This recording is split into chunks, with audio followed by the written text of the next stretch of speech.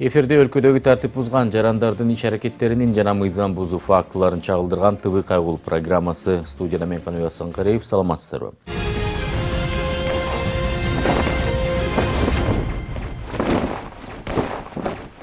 Нарын областынан даярдалган ТВ кайгыл көрсөтүүсүнүн берүүсүн улантабыз. Бул ирет Нарын шаарында жана Ат башы районунда түнкүсүн орун алган рейдти чагылдырып, иштегиси келбеген ат башылык дарыгерлер туурасында сөз кылабыз.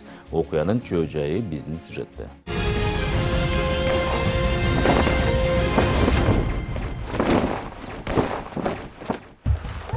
Жолдун кызыл чырагынан өтүп кеткен. Документин аркасынан келип токтотуп документ сурасак бербей турат. Документин жок дейт өзү. Азыр Эмне себептен жок десек, документин жок, бере албайм деп турат. айпына токтотуучу жайын араттанды. Эгер жок болсо ошол жака барат. Налогу жок, анан техосмотрдан өткөн эмесмин, ошон үчүн эле бергим келбейт. Жазып салат депчи. Көбүрөөк кымбат суммада жазат деп. Тартип бузсаңыз жазылат дагы. Жок, эми тартип буздум, эми ошол эки эме алып атпаймынбы. Документиңиз бар экен да, эмне себептен? Жок, документ бар, налогу жок, анан техосмотру жок да, ошондон Эмне себептен өтпөй жүрөсүз? Ким ойлойм, азыр жаңыдан жумушка жаңы эле чыктым, анан эмеси болуп атпайбы, айрып болчу. Өтүшүңүз керек да, техосмотрдан. Эми өтөбүз, Кудайым буйрсачы. Техникалык кароодон өтүш сиз үчүн милдет. Сиз грузовой автотранспорт айдап Өтөбүз. налогтон өтүшүңүз керек, налог нуга келип калды, налог төлөшүңүз керек. Жол тартибин бузуп, ана мынтип тартип сакчылар токтоткондо документтерин бергиси келбей, болжол менен жарым сааттай туруптур. Документтери негизи бар экен. Болгону салык төлөгөндүгүнүн жана техникалык кароосунун кагаздары жок болуп баш ийген эмес. Налогуңузду төлөп алып алыңыз. Налогго техосмотрго кызылдан өткөнүңүз үчүн жазып берем. Түшүндүңүз да? Бир айдын ичинде төлөсөм болот экен да. Бир айдын ичинде төлөп алып аласыз. Мындай кылбай жүрүңүз. Документти беришке сиз шартсыз. Водительский обязанность деген бар. 2.1.1 пункт окусаңыз ошо жазылып турат. Жүк ташуучу унаанын айдоочусуна ордон протокол толтурулду. Анан анын айдоочулук көлүгүн кайра кайтарып алуу тартиби түшүндүрүлүп кой берилди. Ал эми мындан чыккан экипаж терезелерин караңгылатып алып жүргөн унааны көрүп, аны токтотушканда ал дагы баш ийбей качып кетип аракетин көрөт. Бирок алыс барбай, тар көчөлөрдүн биринен токтоп берет. Берип койдум документтерди. Номери жок. Жок, ачкычын берсең да. Берем, ачкычын бербейсиң. Мына документтер бергенмин, эмнеге берем ачкычты? Берчи документти. Номериңди алдырып кел баштар. Тонирование дүрүңүз немеге эле барабыз. Жок, документтериңди. Станка барабыз. Жок, бербейсиң документтерди. Алып чык. Праваңды бер. Номерлер таап коюм. Праваңды берсең, жигит. Берем. Номерлерин алдырып кел. Извини, починили, да? Өкпөңбү турганага. Эки жагында тең номери жок бул. Жок, номерин чечип көтөрүп кетип. Планировка чаптылашып.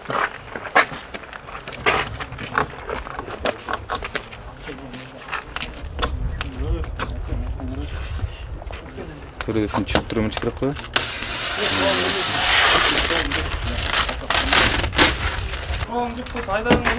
Ошо айдоогуңуз эле.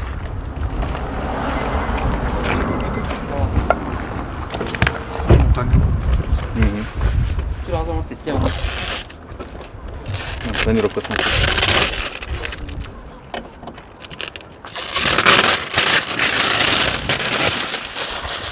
Терезелери караңгылатылган унаанын айдоочусу мынтип качып келип, унаасынын мамлекеттик номурларында чечи калып катып, өзүнүн документтери жок жүрүптүр. Андыктан ордунан караңгылатылган терезелерин агартып, документи жок айдоочунун унаасын тартип сакчылар айдап алып, айыпына токтотуучу жайына жеткиришти.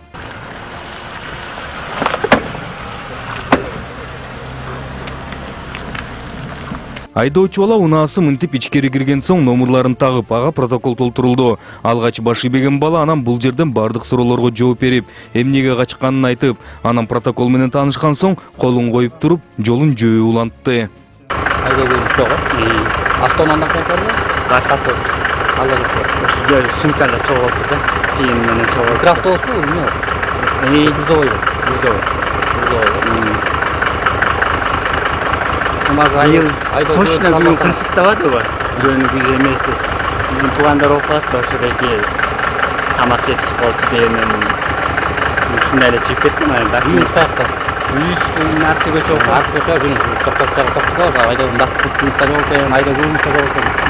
Азыр алып келе алат. Ошондон алып келе сону сарап, айда. Арты стандарт.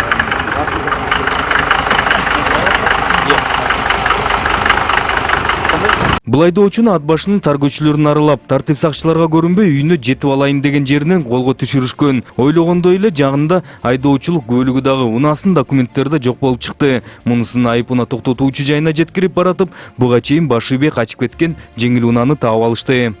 Байке тартпай ой. Айдоочу баланын дагы документтери толук эмес экен. Ошон үчүн буга чейин качуу аракетин көрүп, тилеги ишке ашып, бирок көпкө узабай колго түшүп отурат. Байкем келсин азыр. 2 минутта. Жүрө айдадым. Айдайын байке азыр. Кандай башы бей? Барат Башы ийбейм деген жок мен. Байке айтып кой, роуда. Мен сизге башы ийбейм дейм. Мына келди азыр. Wi-Fi жетти. Роуда барсың. Азыр келет. Ушуңга барсың. Жүрөй. Келет азыр.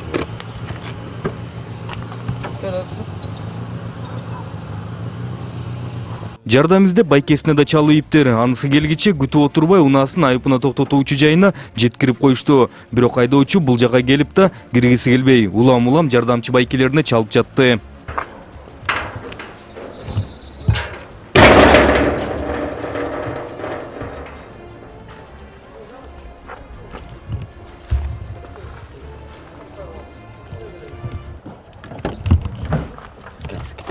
Азыр мен бересиз. Iya. Азыр. Айдоочулук көрүнүш барбы? Я жолдош айдоочу. Телефон тастаңыз байке. Бак. Байке, телефон тастап койсун. Айдоочулук көрүнүш барбы? Бар байкем. Үйдө алып калдым. Кел ана түшүн, сизге айдаган болду. Киргиз коймойт өзүмө. Келиңиз түшүн. Сизге айдаган болду байке. Айдоочулук көрүнүш. Айдам байке. Сизге айдаган болду да тура алыңыз. Аркы жаныма отуруп алсаң, Азыр көрдүм азыр. Жок, кел ачкыч төрт болсун. Өтүп кетейин азыр. Ачкыч төрт болсун.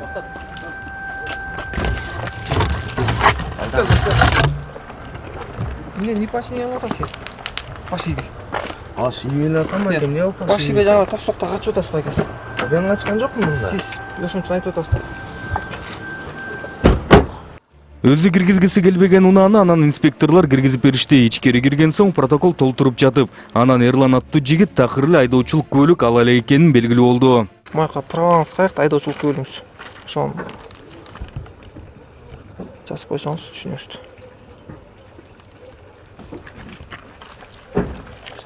Назар отурус болсун. Права алдыңыз беле? Ал экспе, точно ачыгын айтсаңыз. 2001 жыл болсоңуз 17 жаштасыз. Права ал экспе. Ачыгын айтасыз. Эртең күнү оор болуп калат да. Алсаңыз алдым, үйдө калып калган, ал элек болсоңуз ал элекмин деп жазсаңыз. Права айдоочулук көлүк ал элек болсоңуз айдоочулук көлүк ал элекмин деп жазып коюңуз. Көлүк ал экспе, ал элекмин деп коюңуз. Ал элек болсоңуз. Чыкпасын машина.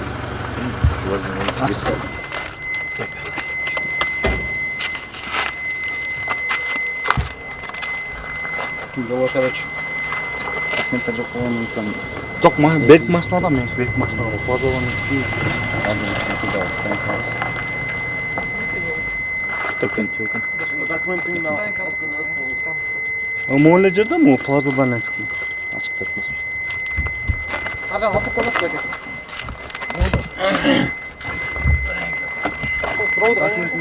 Кел арзан. Макс эме капта, техпаспорт. Жолдош айдоч.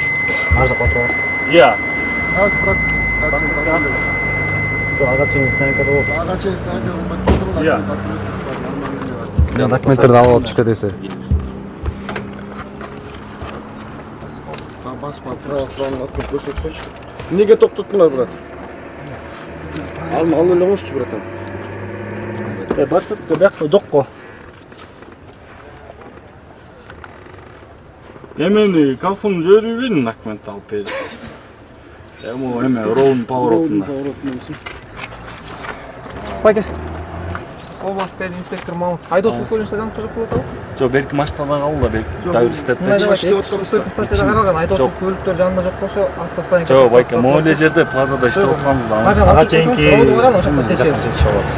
Бул айдоочудагы текшерүү учурунда унаага тиешелүү документтерин көрсөтө алган эмес. Айтымында жакын эле жерге калтырып койгон. Бирок бул шылтоосу жардам бербей, унаасы тийиштүү жайга жеткирилип камалмай болду.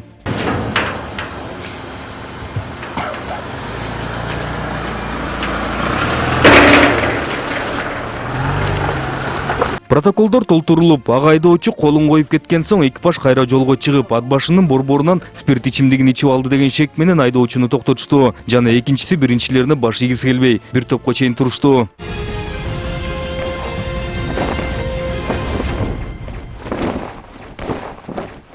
Түшүнүп атам мен ачык иштеп коюшту. Кел отуруп туруңуз, ачык иштеп бериңиз. Отуруп эле туруңуз. Ачык иштеп коюңуз. Ачык жок да мен. Кел отуруп турсаңыз байке. Эмне тартып атасың? Ачык иштеп коюш байке. Ачык иштеп берсеңиз мен. Ачык жок мен. Мыйзамга башлайт. Камераға сен арып тур. Камераға тийбе. Жо сен арып тур. Байке, ачыктан машина. Тартып. Мен деген ачык иштеп коюшум. Мен кузатып кеткен. Хорошо байке. Мыйзамга башлайт.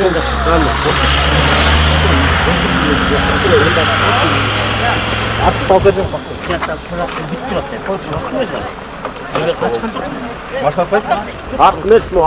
Бул жактан бир сыйрамынтуу алышкан соң айдоочунун ичип ичпегендигин текшерүү керек болуп, Ат башы районунун ооруканасына алып келишти. Бирок жергиликтүү ооруканада дагы маселе жаратты. Көрсө түнкүсүн же дем алыш күндөрү айдоочуларды мынтип текшерүүгө алып келсең, нарколог жок болуп калып, сени эч ким кабыл албай коюшу мүмкүн экен. Мынтип бүгүн да түндө келген тартип сакчыларды оорукананын кызматкерлери кайра узатуу аракетин көрүштү. Почему отказались? Почему мы отказались? Да. Потому что у нас нет ни сертификатов, ничего. Мы как врачи, как фельдшер, мы не имеем права. Должен быть сам специалист. Сейчас кто проверяет? Сейчас есть у нас нарколог, ее должны вызвать, если так срочно. Албетте бул учурдагы шашылыш болгондуктан наркологко акылатчандар чалып беришти. Бирок анысы эмнегедир мен эс алуудамын, келбейм деп жооп берип, телефонду коюп койгон экен.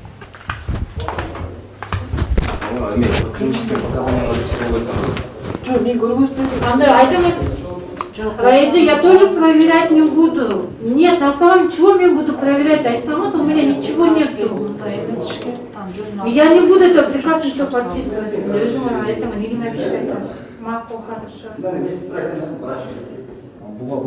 Хорошо. Гельбекте нужно езжать. Гельбекте? Причинасы айтқан жоқ? Она сказала, она в отпуск. Вот и причина. В таких случаях... В таких случаях они в этот период надо не едут. Ну, Нарколог говорит, что она третьи сутки гелиотамки не будет. Ну, это ее слова. А третий сутки это... То, что третий раз, нет, то, что третий раз приходит. Скоро силерде текшерилбейсиңер, ой? Скорыдан текшерилчү да. Анан жаңы приказ келгенден бери негизи биякта дежурный врачтар текшерилсин деген келген да анан. А дежурный врачтар биякта отурат да эмнеге текшерилчү? Я сижу дежурный врач. Я не хочу ответственность брать за это, потому что приказ, оказывается, нет, приказ есть, но нас же не обучили, как это делается. У нас должно быть специально обучение. Если вы не отвечаете требованиям вашего должности, значит вы не должны здесь сидеть? Нет, даже не в этом дело. Есть специальные приказы, которые нам говорили, но у нас нет специальных опытов, чтобы мы проверяли. Везде, например, такие обязанности нету. Это просто приказ. А для этого хотя бы нас должны учить, хотя бы показывать примерно. А вы об этом говорили с ними? Говорили? Мы говорили. Минздраву говорили? Да, мы отказались брать ответственность, потому что нету никакого нарколога. А если мы неправильно сделаем, везде на ошибка, чем не будет. У нас вся больница, весь врач, вот, кто здесь сидит, потом мы отказались, да, в момент. Не, а вот вы звонили наркологу же, да? Да, я наркологу звонила. Она говорит, что я в отпуске. То, что она сейчас не собирается приезжать. Ну, я сказала тогда, мне надо, потому что никто ответственность не Но по приказу дежурный врач должен обследовать, нет, да? пока этот приказ Джахшемеге Чхалик, да? Потому что, да, главврача сейчас пока нет, он в отпуске из-за этого. Аны Минздравтан такталса болот, да? Аны Минздравтан такталса. Или Майпич. Или Майпич, да. Ал ошол киши айтты, текшербей деді. Нет, ал айткан жок, мы отказались. Жеке чечимиңиз? Да, это мы, тот раз у нас была 5-минутка, и никто из врачей не хотел ответственности брать, потому что нам специально нужен нарколог, действительно. А нарколог же есть, но вы его почему-то не держите здесь. Ну, Она почему-то говорит в отпуске. Но она в отпуске, приказ есть? Да, в отпуске, да, приказ есть. Но она, как получается, нарколог, она поликлиника нарколог, да. А вот больница, вот она имеет отношение, я об этом, честно, не знаю. Но она Никак. по приказу в отпуске, да? Она Мы по это при- можем Да, уточнить, да, по приказу она в отпуске. Она, кажется, уже третий раз она, кажется, приходит, да, Бяхошинчина она не хочет. Да, во время отпуска третий раз приходит. Да, во время отпуска, А, когда ее ясно. просят. А качан чыккан билбейсизби? Без понятия, честно, она просто в поликлинике работает из-за этого. А до этого 3 раза келгенде отпайсызбы? Да, примерно когда она приходила? Приходила она, если не ошибаюсь, вчера или позавчера, у нас ДТП был он, да? Ошондо вроде келген. Я ординатор клинический, Айсулу. А фамилия? Шейшанова. Шайшенова Айсулу. Да. Дарыгери приказ бар экенин билет экен. Ага жараша нарколог жокто келгендерди өзү текшерип берип, жыйынтыгын бериш керек. Бирок аны эч ким үйрөткөн эмес деп келгендерди мынтип узата берет экен. Андыктан айласы кеткен тартип сакчылар ичип алды деген шек менен айдоочуну ат башыдан болжол менен 60 чакырым алыс болгон Нарын шаарына алып бармай болушту.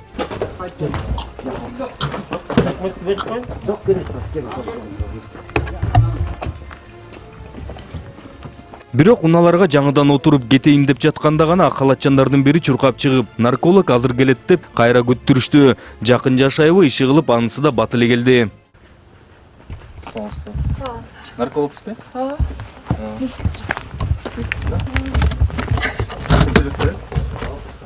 Жок, бияк текшериш керек негизи. Сизди күтүп жатат го, баары текшербейсиз.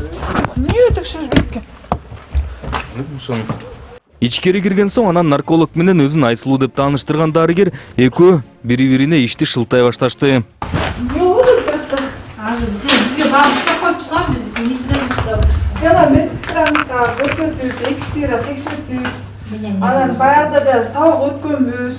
Баарын чогулуп турган бизге өткөрүп беришине керек болушунан кечинде эле өткөрүп коюпсуңар. Кечинде да ошону эметип көрсөтүп бергенбиз да. Тияктан көрсөтүп балычка чогуу мындай. А негизи мурдандан бери элечи 3 күн мен ночью эле жүрөм аякта элечи.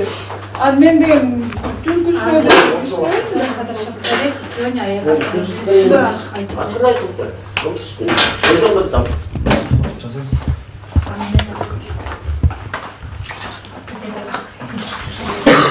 Тартпайлыгыча мен мойнуп алып коем. Анда бул максат эмес. Нарколог деле үйрөткөм дейт. Бирок бир сабагы жана өзүнчө келип көрсөткөнү аздык кылганбы, баарыбызды чогултуп үйрөтүшүң керек эле деп жатышты. Кантсе да мынтип сөз талашып жатып, иштерин да кылып башташты. Ачык эле айткан кылмыш иштем. Тойдон кылдым деп ачык эле мойнума алып. үйлөп коебуз сен. Үйлөңүз да. Ачык эле айтып атпаймын мен. Жок, ачык эле айтсаңыз да үйлөп коюңуз. Анан кийин чыгасыз, үйлөгөн эмесмин деп.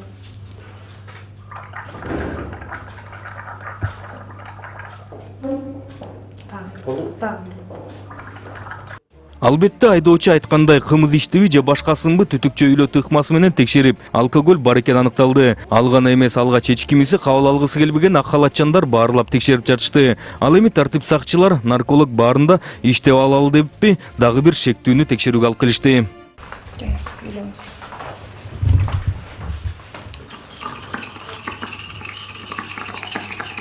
Дагы үйлөңүз. Бул айдоочунун жыйынтыгы да чыгып, организмде алкоголь бар деп жыйынтык чыгарышты. Биринчисинде болуп, экинчиси да ичкендигин мойнуна алып жатты. Не иштиңиз эле? Иә. Не иштиңиз эле? Сарайдан келет калым ошо. Айла? Сарай бөлмө. Не иштиңиз эле? Пиво ичкен.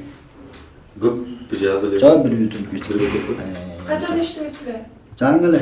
Спирт ичимдигин ичкендиги тастыкталган соң эки айдоочунун тең тактаганда алардын унааларын айыпына токтотуучу жайына жеткирмей алышту. Кымыз ичтим деген унаасын тез эле жеткиришти. Сыра ичкен айдоочунун унаасын алып кетүү маселе жаратты. Эмне эмнеш колдой билем ичип эле жүрөт. Эмне үчүн аларды? Ой, эжең, бияка туруңсуз эже. Бияка туруңсуз. Канча киши кетип атат? Ой, чогулду да сана эже. Бияка туруңсуз эже. Gelece ben Baldan жеткишим керек. Gelemece ben katılsın. Балдан жеткишим Жоқ, керек. күремеже. Балдан жетпей мен талаада тетіп Меже, айны Қандай емес ана түсірем. Түгел балдар. Айны же. Yine geldi. Жоңо. Yine geldi maçtan. Машина келеді, бара беріңіз.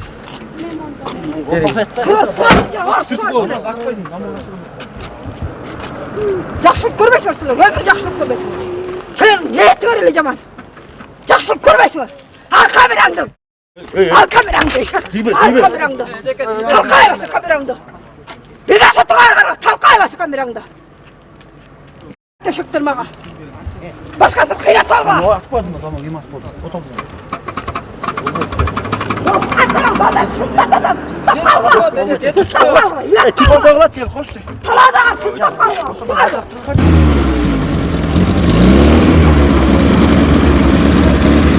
Эки унатын тийиштүү жайга киргизилип, камалып протоколдор менен актылар толтурулду. Ал эми тартип сакчылар ат башы районундагы иштерин муну менен жыйынтыктап, түнкү 1 чамасында кайрадан Нарын шаарында уланышты.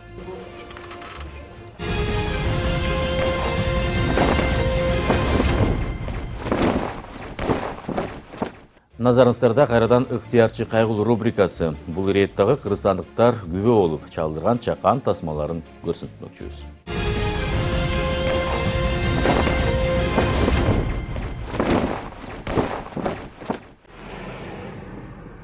Караңыздарчы, урматтуу туугандар.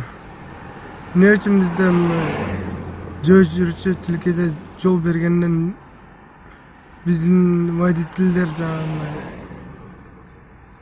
токтоштон зеригишеби же кандай билбейсиң. Бул жакта лабо дагы коюп койгон.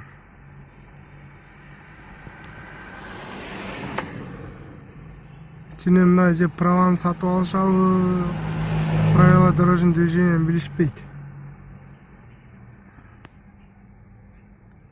Караңыздарчы. Уруп кеткен болсо өздөрүгө эле минус болот да. Мынакей караңыздарчы. Урматтуу айдоочулар, шашпаңыздар. Шашкан шайтандын иши.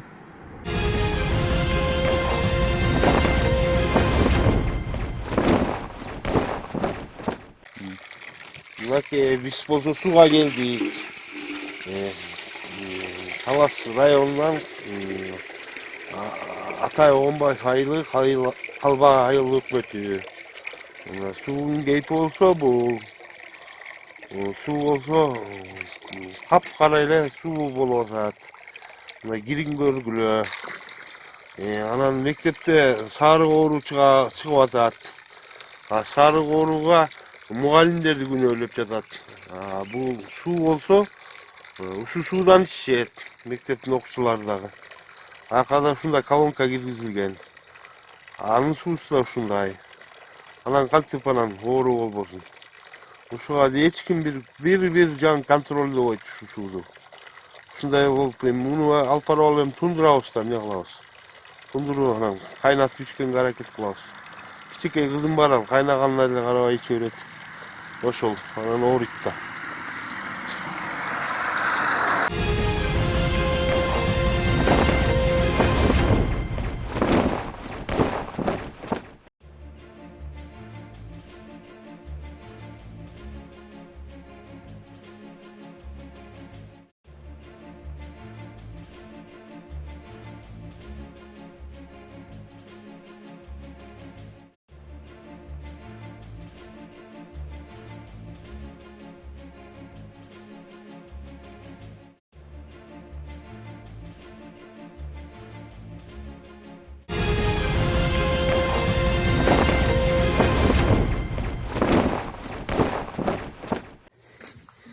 Мына жерден шагалды алып жүктөп кеткен, эптеп-септеп сүргөн да мына жерди. Мына мусор ташыган немелер аңтарылып түштү мына жерге. Кирип кеткен прямо. Мына бул биздин эшигибиздин алды мына. Эптеп-септеп сүрүп мына үйдүн бурчуна келгенде кирип кеткен машинасы.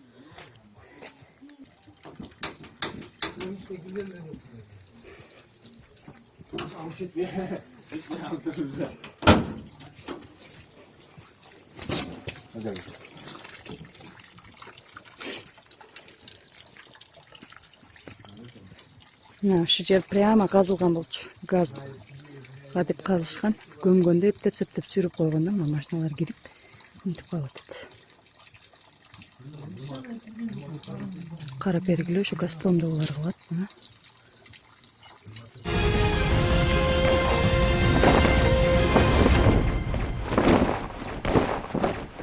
Эскерте кетсем, ушул сыяктуу окуяларга жана башка мыйзам бузуу фактыларына күбө болсоңуздар, анда төмөндөгү номерге чалып же WhatsApp аркылуу баардык фото, видео материалдарыңыздарды жөнөтсөңүздөр болот. Көрүшкөнчө сак саламат болуңуздар.